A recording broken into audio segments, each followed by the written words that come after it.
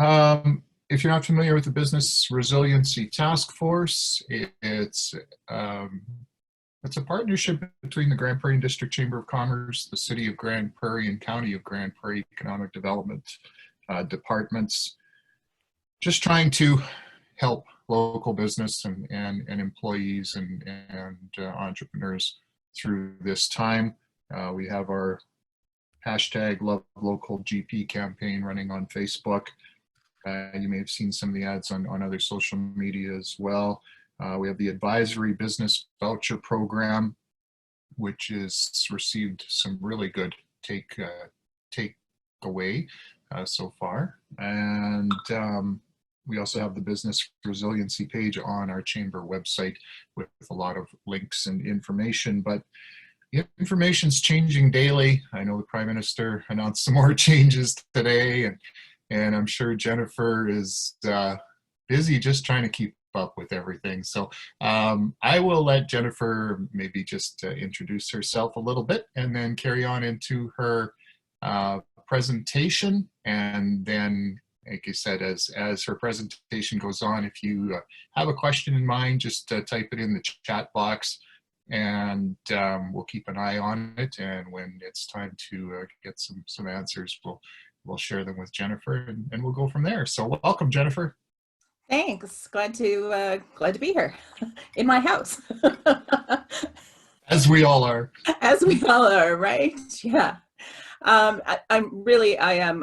happy to be here. And as you said, Tom, everything is changing, daily, minute by the minute. And so it is sometimes a little difficult to keep up. So for those of you who haven't met me yet, my name is Jennifer Caseley, and I do own my own business now, Caseley Consulting. So I do human resources consulting. I've been in HR for, I hate to say it, every time I say it, just over 20 years, because it makes me feel older than 30. And I'm only 29, so I don't know how that's working out, but that's okay. I do have a background working with international, national, not-for-profits, all kinds of different companies. And I have a background in science, home economics, actually, which is coming in handy right now, trying to figure out how to make everything from scratch, or what's based in the kitchen cupboards. And I have a master's in education as well. And a number of years ago, I went and got my certification as a human resource professional. So that's definitely a huge help to me and all my clients right now as we try and circumvent what is going on. So I put together a few slides today, but I really wanted to make sure that we open it up for questions, because that seems to be the biggest part, is people trying to make it more personalized for them. So one of the first things is the Canada Emergency Wage Subsidy, and this gave a lot of hope to a lot of businesses. The government said we'll cover 75% of your employees' wages, and everybody went, oh, this is going to be fantastic. We still don't have all the details. There are still a few things that we're waiting for the government to put some little dots over those I's and cross some of those T's for us. In the meantime, what we do know is that it will be retroactive to March 15th, and it will help subsidize at this moment in time for up to 12 weeks. Now, I think that may change depending on how things move in the next little while, but at the moment it is up to 12 weeks. The amount of the remuneration is where some people are getting a little confused.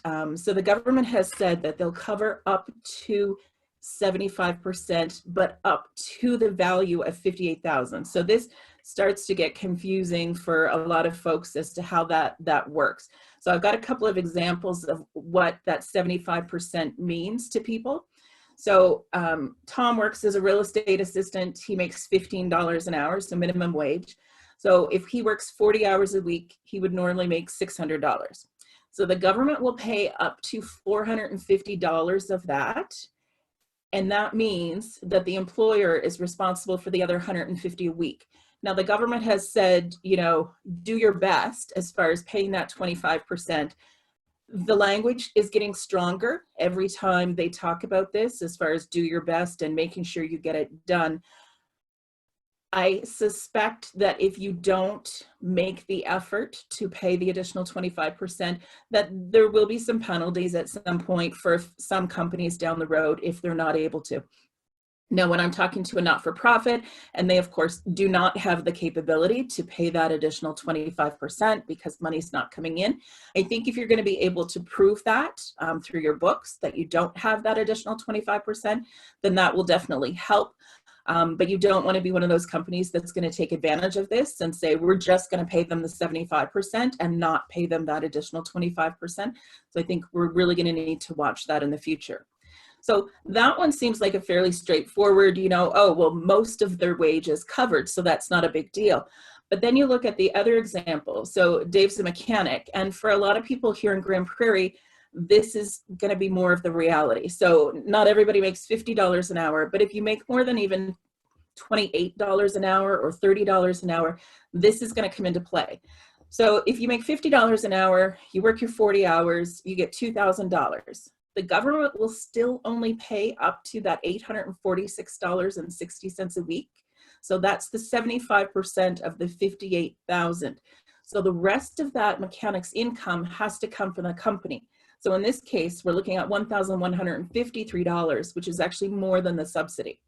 So for some companies, this isn't going to work, right? They're not going to have that additional money. They're not going to be able to make that up. So that's when some companies are going to have to make decisions on whether or not this is going to work for them. There's the ability to combine a few programs and to, maybe take that $40,000 loan that's available to help subsidize that additional 25%. So you can combine some of these programs to help make all those different ends meet. But at the end of the day, you really need to do the math before you just start calling people saying, come on back in, we want you to work, or we're just going to put you back on payroll because we don't want to lose you and we want to make sure that you're getting more than EI. So that is something that I really think people need to look at. While the wage subsidy is excellent, it may not work for all companies. And I think as the manager or as the owner, you need to really sit down with your bookkeeper or your accountant and make sure that, this is the best method for you with those numbers. So they do have 3 different eligibility periods, and the revenue actually changed. And I don't know if everybody is aware of that, because it was originally 30% overall, and then they changed it so that that first period from March 15th to April 11th actually went down to just a reduction in 15% of revenue. And it was 30. So that's a significant change for a lot of people.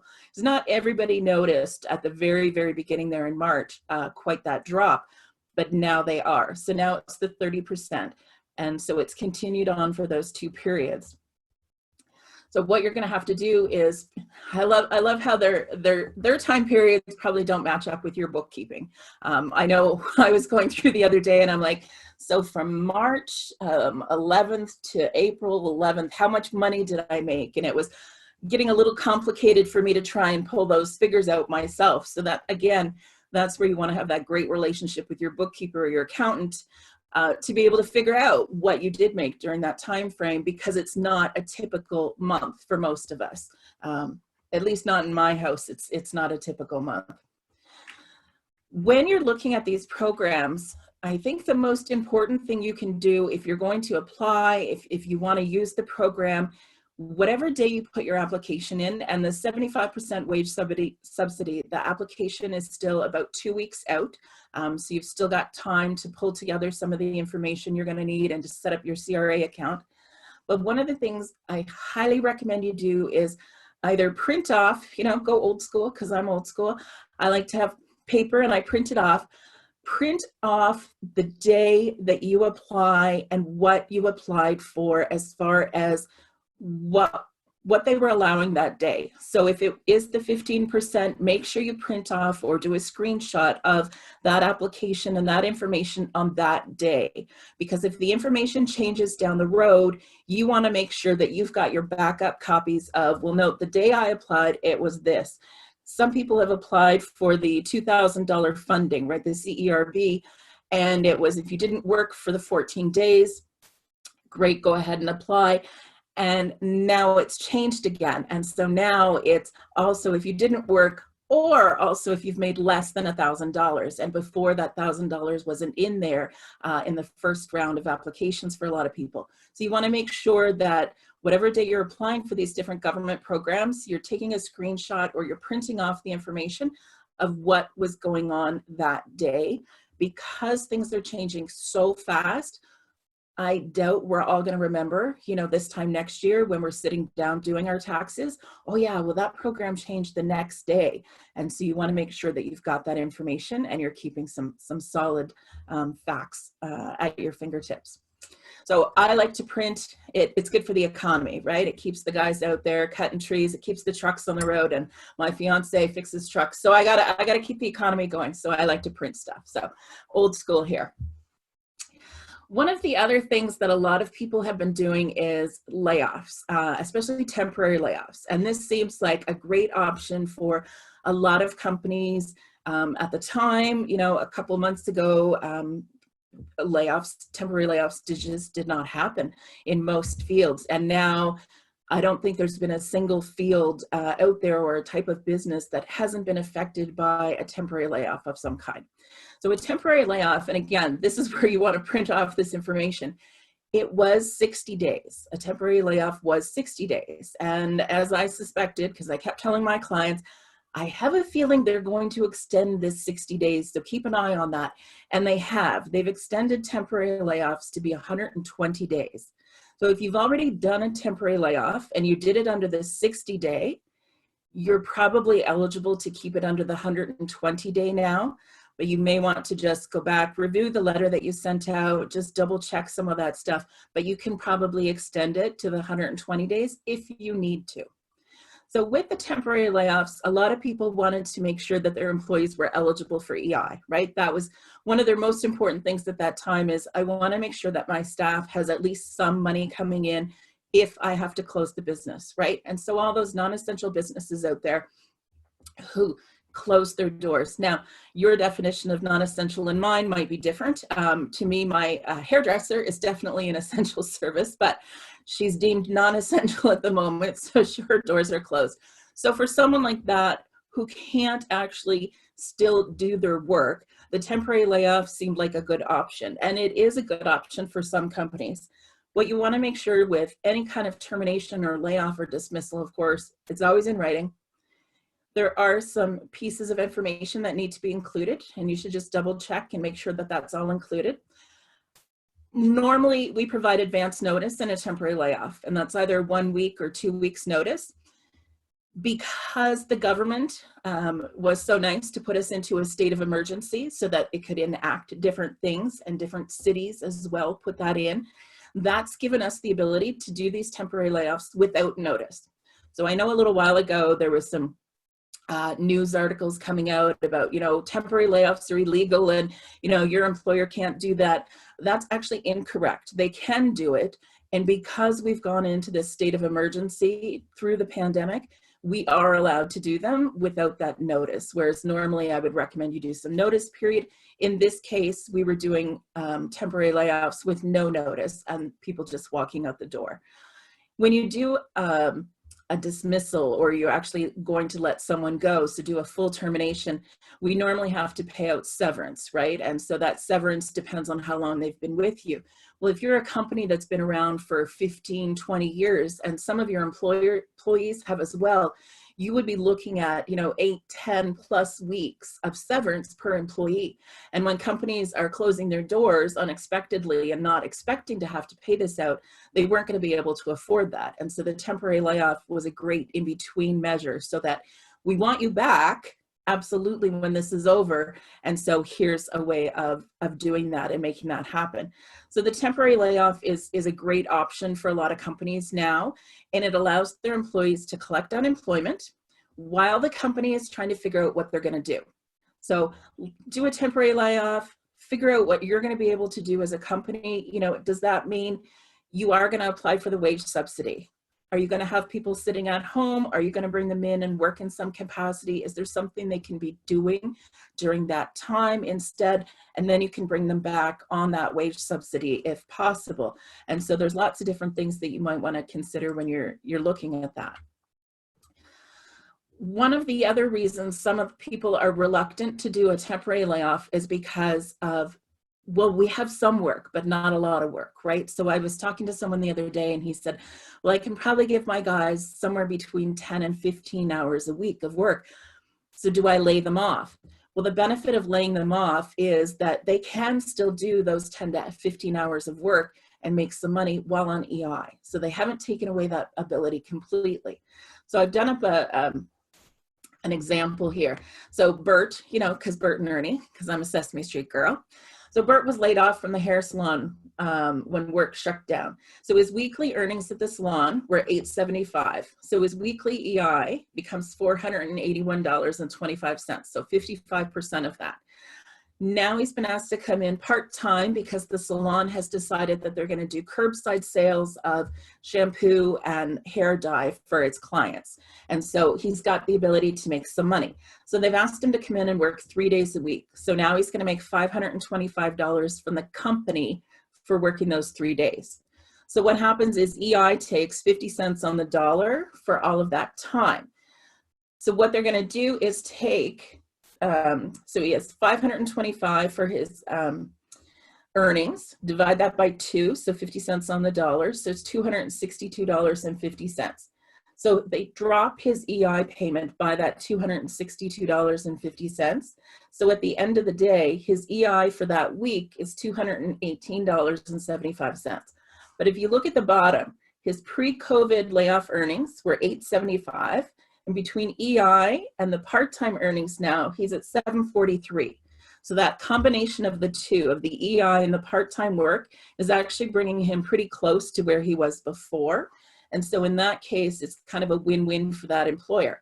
Now that employer may also be eligible for the 75% top-up for those wages that he is paying out for those 10 to 15 hours. So that might help him during that time. So we might, as a business owner, you may not be able to afford to have people back full-time with that 75-25 break, but maybe you can give them some part-time hours just to help top up a little bit of what they're making on EI. So that is an option that people can look at, because I know a lot of people are very reluctant to do those temporary layoffs.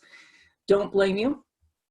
But it is an option, and it's a good option for a lot of companies who don't have the ability to do curbside or to have that income coming in that they would need to help top up their employers' rates.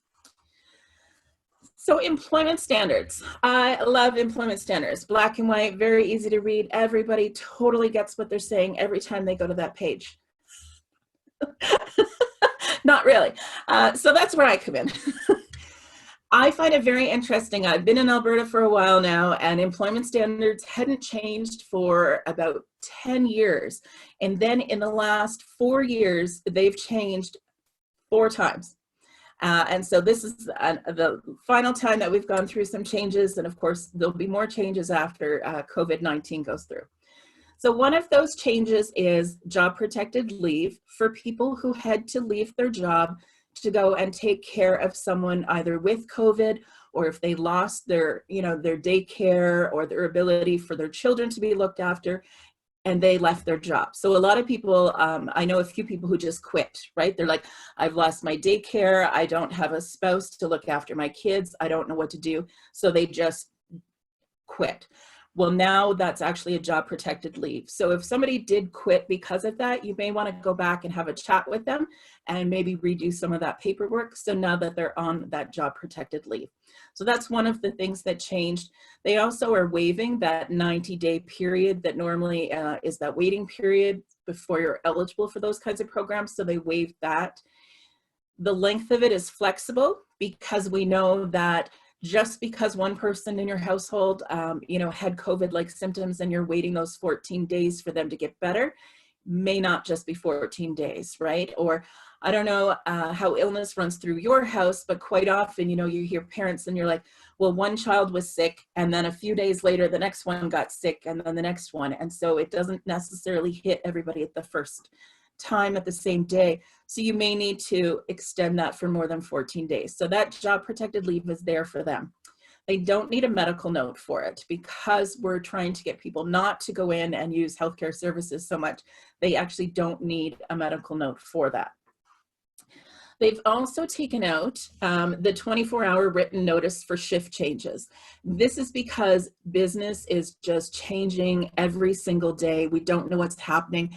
And with all the new rules and regulations around distancing and cleanliness coming in, we may not be functioning the same way tomorrow as we are today. So they've allowed us to have that ability to make those changes really quickly to different shifts, which is fantastic for a lot of people. They removed the requirement for the 2 weeks notice to changes of work schedules for anybody under averaging agreements. So again, we've got some more flexibility there as employers. They removed the requirement for the group termination notice. So if you were going to lay off 50 or more people, you had to contact employment standards before and let them know when it was going to happen and everything like that. You can do that now without the advance notice and the advance permissions. So you can go ahead and lay off those 50 people if you need to. And at the same time, that same day, contact employment standards and say, this is what we've had to do. So you can still do those individual terminations. And as I said, they've extended the temporary layoffs from 60 to 120 days. And that change is retroactive, going back to March 17th. So depending on, did you do it before March 17th or afterwards, that might change a little bit. So they're trying to streamline a lot of the approvals that they've got put in place around employment standards. So if you normally have to apply for a director's, sorry, mind blank. If you normally have to call in and get permission to do certain things through employment standards, they are trying to speed up those processes and waive some of that red tape that's normally required. So if you do have something that you normally have to put an application in for, you may want to check, and that may actually be speedier now than it was 6 months ago. So that's a nice thing in some ways. So the federal government has this work share program, and this is actually not a new program. The work share program has been on for quite some time, and it's fantastic. If you have multiple employees in similar or the same type of work, so if I ran a dental agency, let's say, and I have 2 or 3 ladies who normally sit at the front desk as the receptionist and they do all the incoming paperwork, I can have them in a job share right now so that they're getting equal hours, they're still able to collect EI, the government helps them out when they're not doing their work at the dental clinic. And so it's a great program to sort of help keep people working right now and to make sure that they're still eligible for all the different benefits going on. So the work share is great. Normally, the work share had about a 30-day wait. So you applied to the federal government and you said, this is what we want to do. This is how we're going to do it. They have basically waived that 30 days, and some of the applications have been approved in as few as 2 days, but the average seems to be between 5 and 7 to get those approved. So that's another option for employers who, well, we have some work, but we don't have a lot of work, or it's a great way to split the work that you do have amongst your staff to make it a little bit more equal. Somebody said to me, I have 3 fantastic people who normally do this job. I only need one of them right now. Who do I pick? And so maybe a work share program is a great way to, compensate for that and to split up those job duties between everybody. So one of the questions I've been asked a couple times is, so what happens after all this? What do we need to be thinking about when we go to bring people back? And these are some of the quick ones that came to my mind was, hours of work. A lot of companies, when we do open our doors again, are going to have extended hours. So what are those hours of work going to be for our employees coming back? We need to think about, because of that, overtime, lieu time. Are we going to be able to pay overtime right away? Or is that something that maybe we'd prefer that they bank that time and take it out later down the road, when we have some more money in the bank again and when we're able to accommodate that? Sick leave. A lot of companies didn't have sick leave policies in place before, maybe something to consider going down the road, especially if we think that COVID might do a little bit of a boomerang and come back again in the fall, something you might want to consider. Vacation time. A lot of people have vacation booked over the next couple of months. When we go back to business, whatever that looks like come May or June, are they still going to be taking holidays? Do they still want to take holidays? Do you have the ability for them to take holidays? So something to think about. Work from home. A lot of companies did not have work from home policies in place before because they said, no, nobody works from home. We all have to be in the office. Well, now a lot of people have proven that they can do that. And so you may want to consider a work at home policy now, either saying yes, you can, or no, you can't. Substance use. There will be a few people who have decided that while they're off and not working in this last little while, that maybe they've decided to use marijuana or certain other drugs. A lot of companies have policies around that you normally can't use because of testing. Something that you may want to consider, before you bring some of these employees back. Some of them may need a couple of weeks notice in order to be able to pass the test again before they come back in to work. And then we have expenses. So again, a lot of us may not have a lot of cash flow when our employees first come back. And can we afford our sales guy going out, daily, 3 times a day for the first couple of weeks, taking everybody out for big lunches and stuff? Can we afford all that right off the bat? And do we need to put some parameters around that? And then again, travel. It's amazing how many conferences and meetings that we've been able to do on Zoom in the last month or so. And I think a lot of companies are starting to realize that maybe they don't need to travel for everything that they were before. And so maybe we need to update our travel policies to reflect that. And then the same thing is training. This is actually a great time for people to be doing some training from home. Great time to pay your employees with that 75% wage subsidy and have them do training at home offered through GPRC or the University of Calgary or the University of Alberta. Fantastic time for people to do that. I've been listening to a few webinars, and one of them I was listening to Peter Lipinski from BIG, and he talked about expectations of certain managers. And I found it quite interesting because I've been hearing similar stories. And he said that one of somebody that he'd been talking to, they wanted their employee to leave their camera on all day, the full 8 hours that they were working, so that the manager could just pop in anytime and see what they were up to. And I was just sitting in my office here going, whoa, that's a big HR issue. And so, those expectations that we have with our employees, we really need to, at this moment in time, lower those expectations. There was another complaint during that same conversation about somebody had written in and said that he knows a single mom with 2 kids under 5, and so everybody's home, and her manager was saying that she wasn't as productive as she was at the office.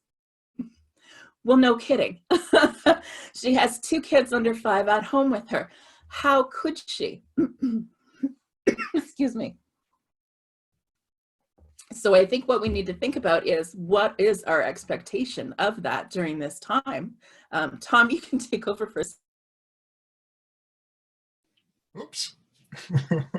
All right, we'll give Jennifer a chance to have a sip of water. And again, if there are questions for Jennifer, just pop them into the chat window there. And I see we've got one there. So thanks, Pam. We'll get that one to Jennifer after her presentation here shortly. All right now? Awesome, thanks. Sorry about that. No worries. Good. Carry on. The joy of Zoom. So yeah, our expectations have to be different. More than likely, that single mom would never have asked to work from home normally. She is being forced to work from home right now, right? And so everything's a little bit different.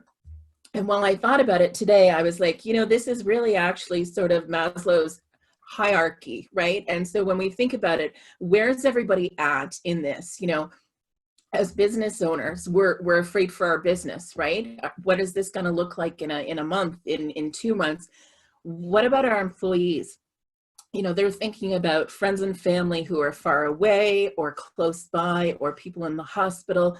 They're going through a lot as well. And they're also worried, am I going to be laid off? Is this going to happen? I have 2 kids. I'm trying to homeschool them now. There's a lot going on.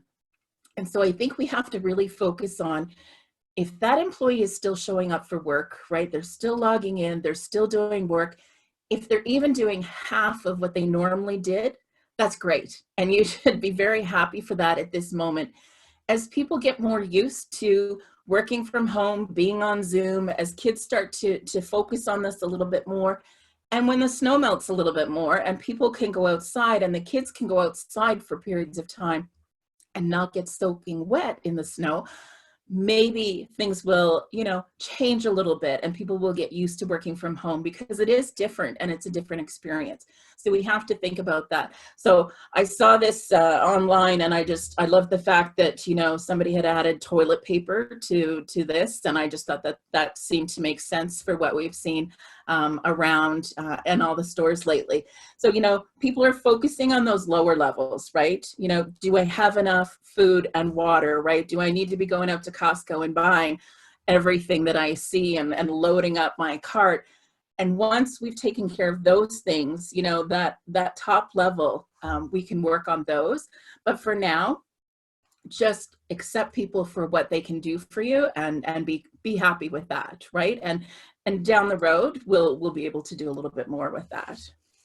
So there's lots of different programs out there, folks. There's lots of ways of combining those programs. And a lot of times it's just having a conversation with somebody else and saying, so this is what we're doing. This is what we can do. This is what we can't do. Do you have any thoughts, right? And talk to somebody else, bounce some ideas off somebody. A lot of times business owners don't want to look like they can't do things. And so they don't want to tell people their problems and their issues. But I think more than ever, we need to be having those conversations, so this is my reality. How are you working in this? And do you have any thoughts and suggestions for me on what I can do? So that's it for me. I'll stop blabbering. And if anybody has any questions, love to answer them. I was thinking you could probably add yeast to that toilet paper slide too, but well, I posted today to the Sexsmith page, because I'm a Sexsmith resident, and it's how to make yeast out of potatoes. All right. Yeah, so what is it, when you're given lemons, you make lemonade, right? So right, and when you're given potatoes, you make either vodka or apparently now yeast. So well, I won't answer that question, but anyway, we do have a couple of in the queue here. We are business owners that each draw salary from our business. We have not laid ourselves off, but have also made the decision to not draw salaries until we know when our business will be generating regular income again. Do you know if there are any issues with business owners that are also employees that apply for this subsidy? My understanding is that if you've been paying yourself, you can continue to do that, and you can apply for these subsidies because you've been treating yourself as an employee in that way. So you don't need to take a wage right now if you don't want to, but you certainly can apply for the that $2,000 monthly grant that's out there. You can apply for that. You're probably also eligible for the 75% wage subsidy, so you might want to look into applying for that in a couple of weeks as well. Okay. And if you have any follow-up to that answer, just type it in the chat box or let us know, and we can turn your mic on. The other question here is, for the 75% wage subsidy, do we have to bring people back on payroll if they are temporarily laid off? The 75% wage subsidy, how do we calculate the weekly subsidy? Do we have to pay 40 hours a week even if they don't work those hours? Okay, so no, you don't have to pay the 40 hours. I just used that as an example. What you would likely do is, in most cases, when we're trying to calculate an average wage for employees, we would go back 9 weeks. So that's what I would recommend, is go back 9 weeks, average out what that employee made over the 9 weeks before your business went into this economic area. and use those numbers to calculate that 75%. If you are going to be paying them the wage subsidy, then yes, you will need to bring them back onto payroll, because it should run through payroll and there should be normal deductions off of that 75%. Whether or not you choose to bring them in to actually do work, or you allow them to stay at home and work, or if they're just sitting at home collecting that money, is completely up to you at this point in time. Okay, follow up to that previous question. If we apply for CERB, CERB, and then our business applies for the subsidy on our behalf, is that not double dipping? I'm not sure. And in some cases, the government is telling us it's okay to double dip. So they don't want you getting the CERB and EI, but they have been talking about using it in other ways. So I guess if you wanted to be the most honest person out there, I would either do the CERB or the 75% wage subsidy for yourself.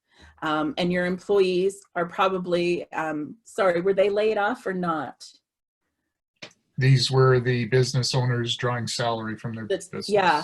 So in your case, you could do one or the other, or you could use that 75% just for your employees. It kind of, again, that's where you might want to do the math, right? How much money do you normally take out? And would you be better off leaving that money in there, getting the CERB, and then paying yourself out later on? So I think I would probably take the CERB for myself and not draw a salary from the, from the company at that point in time, and maybe continue on to use that subsidy just for the employees, maybe. Okay. I have to do all the math and do all the tinkering and figure it out. Yeah, no kidding. You mentioned EI as an option. I thought every application for medical and shortage of work, ROEs, were being pushed through CERB now. Not that I know of. No, my understanding is that the medical ones, if somebody was being laid off because of medical reasons, so that was because of they themselves are sick, or they're looking after someone who is sick, that would go through the CERB, and everybody else is going through EI programs instead, is my understanding of how that's working at this moment. As of this hour, right? Yeah, as of what time did I get on here this morning? As of that time, that's my understanding. Exactly.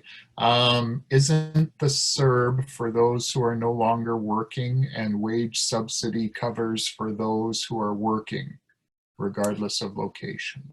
The CERB, you can still work some. So you had to have 14 days off, no work in the first month to apply for that. That was in the March one, or your first one, you would have 14 days of no income, is what it says, no income. So it doesn't necessarily say, that you're not going to make money at the end of this, but there was no income for those 14 days. And then the no working part. So, and then also now when you go to apply, now they've put in $1,000 limit to that. So you could still make some money during the month. So maybe I had 2 weeks where I didn't make any money, but then I made, a couple of sales online and I made some money. They've put a cap of $1,000 on that for people to be eligible for the CERB. And again, that's one of those new ones with that cap that came in. So every case is going to be a little bit different as to which of those two you need to be looking at, right? The CERB or the wage subsidy. And it depends on how you pay yourself. It depends also on what your accountant is suggesting, or your bookkeeper as well, because they'll know the money implications of things. I'm better with people implications of how that works. Okay, not a question, but a comment. They announced that for the 75% wage subsidy, the employees cannot have had a break in remuneration of 14 consecutive days in the calculation period. And most of our employees probably didn't have a 14-day break where they weren't working unless they got laid off. And then in that case, we can bring them back, though, on this program, was the idea behind the program in the first place was for those who had been laid off, we could bring them back and we could start paying them this, or we could hire new people under the wage subsidy and pay them through that as well. So that 14-day break should not have anything to do with our employees through the wage subsidy program. I'm assuming at this point you cannot go back and apply for the March CERB. We have been waiting to see what the subsidy rules are before applying for anything. Does that mean we missed the boat on March CERB payments? I don't believe so. If you go onto the CRA website and you log into your CRA account, it will tell you the different dates, and it will allow you to apply for whatever it thinks you are eligible during that time. So if it's there, then you can still apply. I don't think there's any reason why it wouldn't backdate at this time, because there's been so many people trying to get through that I doubt everybody got through before April 12th. Okay. What are some of the other common questions that you've been bombarded with in the last few weeks? Well, surprisingly, there are still a few companies who are hiring. I guess it's not surprising, but there are still a few companies hiring. And so some people are wondering, how do I interview during these times? Normally I bring people in, we have a cup of coffee. So Zoom is a great way of doing face-to-face interviews. I worked in Nunavut for years, and we interviewed by phone. We just did the old phone call, and you talked to people and you did the interview strictly over the phone to see if they were a good match instead of meeting someone face to face. So Zoom is a great way to use the technology now for those interviews. If you are still lucky enough to be looking for additional employees, that's one way of doing it. I've had a lot of questions around the work share and what that looks like, and there is a lot of processes involved in that because it's a three-way agreement between the employer, Service Canada, and the employees. So there's some, details that need to be worked out for those types of programs. So that is something we need to think about. A lot of people are talking about, and this is where I like to focus my thoughts, is when we go back to work, right? So when the government says in a few weeks, everybody's essential, everybody can go back to work, what does that new reality look like for us, right? And for some companies, they're going to need to hire additional staff at the beginning to get themselves over this wave, right? So if you're a service industry, let's say you're a massage therapist and you have a number of regular clients who come in to see you, you're probably going to have a backlog. And so you may need to, even though normally you don't have a front desk person because it's just you as the massage therapist, maybe you need to bring somebody in for the first month, even for 3 or 4 weeks to help you make some of those calls, set up those appointments so you can be doing the massages and someone else can take care of that administrative work for you. So there's a lot of people who are trying to focus on, when we do open our doors, what's it going to look like and how are we going to make these accommodations to that? So some of us are going to have that inflow and a lot of extra people coming in the door looking for assistance.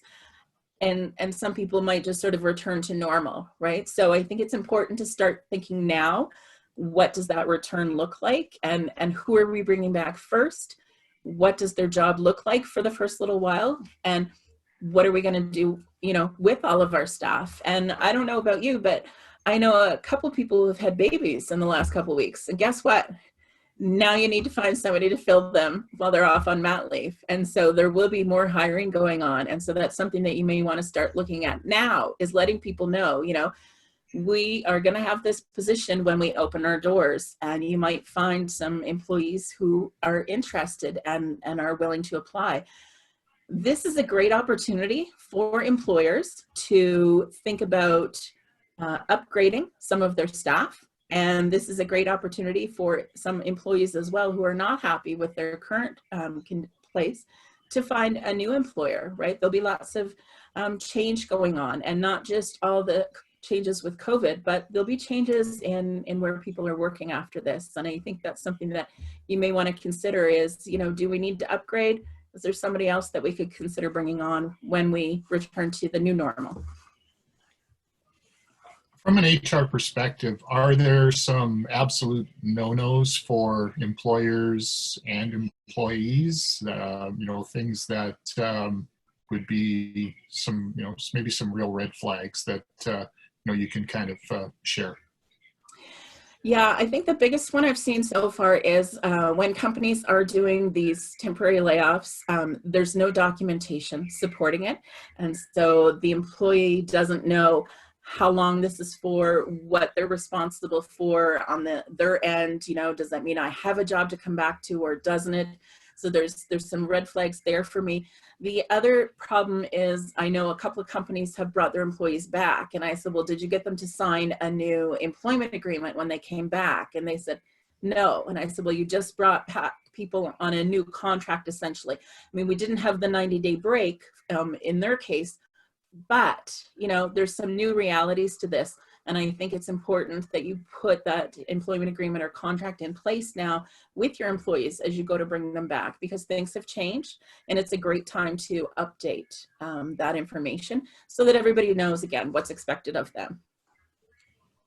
And from an employee's point of view, maybe some of the things that they can kind of watch for, or if maybe things aren't the way that maybe they think they should be at a business, how can they kind of say, all right, we kind of need to update this?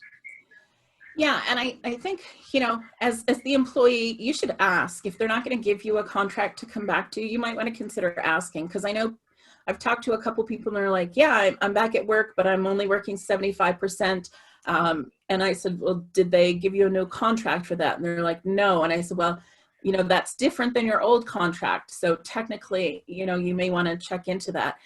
If your employer has sort of just told you to go home and hasn't explained anything to you, that would be a bit of a red flag to me as well, that you may want to call them and find out what's going on, ask for some documentation. The other thing is, as the employee, I would say stay in touch on a regular basis. So even if you've had that temporary layoff from your employer, stay in touch, right? Give them a call every now and then, send them an email and just say, how's it going? What's going on? Is there anything I can do to help? I was at the fabric store the other day trying to pick up some more fabric so I could make some more scrub bags for the healthcare workers. And this lady pulled up and she said, I'm not jumping the queue, I work here. And I was like, I know, I see you here.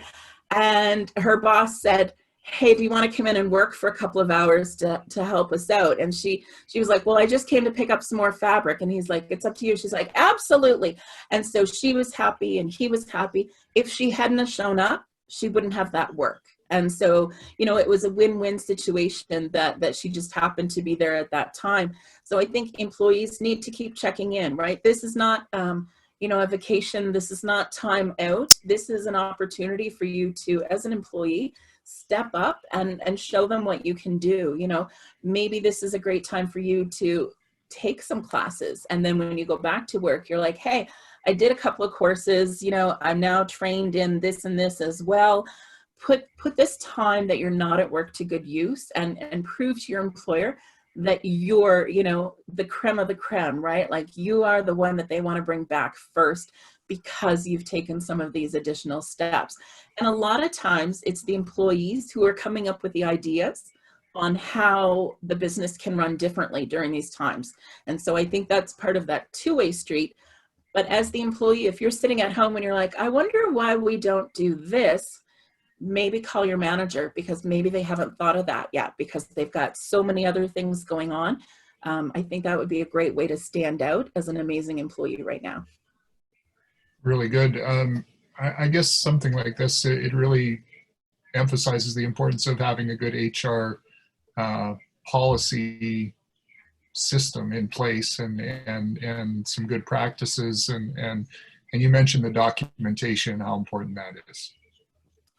I think that's where I see my role as an HR consultant, is to make sure that you've got the paperwork in place to CYA, right? You want to make sure that whatever you do, you're doing it correctly. And with all the changes going on in every aspect of business right now, if you can give that one piece to somebody else to focus on, that frees up that much more of your brain for other stuff. And I think a lot of companies are super happy to have that ability right now to say to their HR person or to their consultant, you take care of the contracts, you take care of updating the policies. I'm going to focus on how we're going to build our business when we get back to work. For the smaller companies that maybe that's not an option to have an HR person designated, what kind of advice do you have for them to, how do we manage a small company when we only have a few people on staff but we want to make sure that we're doing things correctly?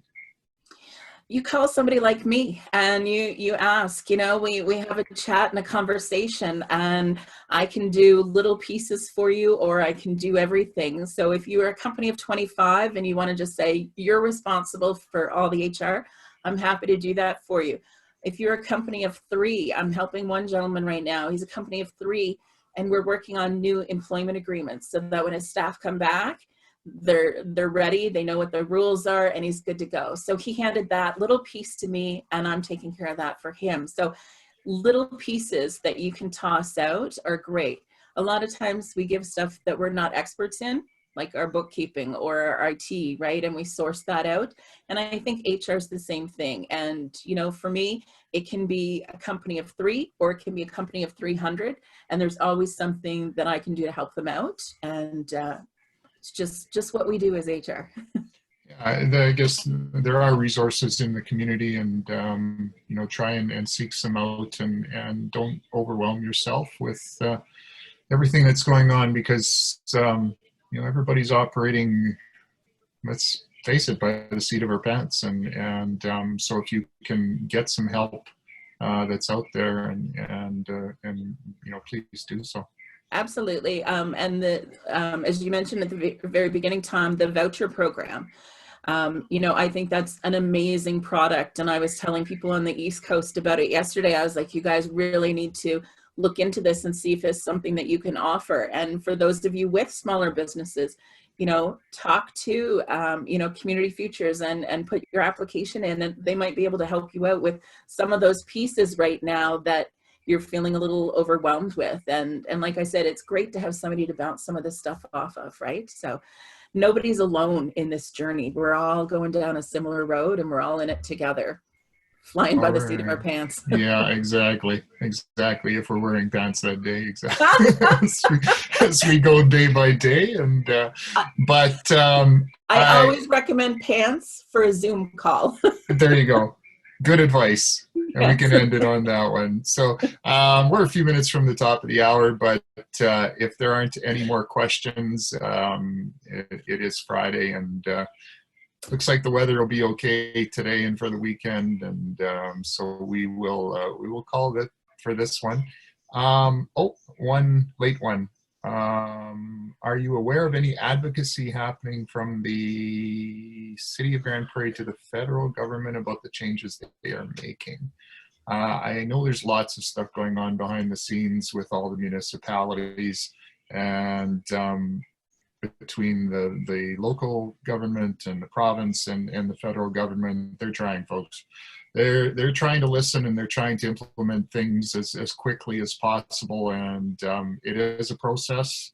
And with every action, there's an equal reaction. So I think patience is a real virtue right now. And I know it's tough to say that when everyone's struggling and wondering where that next bit of money is going to come from. And all we can say is, as Jennifer mentioned, and so many other people are saying, we are all in this together. And we're a strong region, and we're made of some incredible people up here. And I think if we lean on each other and share the load and work our way through this, we'll be okay in the end. We thank everyone for supporting our initiatives, and we do wish you the best, and we try and provide some information for you. And keep asking those questions, and keep letting us know what sort of information you'd like to see on these webinars, and or even just from day to day, if there are links to resources we can try and help you out with, we will certainly try and do that. So thank you, Jennifer, again. Great information here. Thanks to everyone for attending, and we look forward to seeing you on our next webinar next Friday. Bye, everyone. Have a good weekend. Thanks.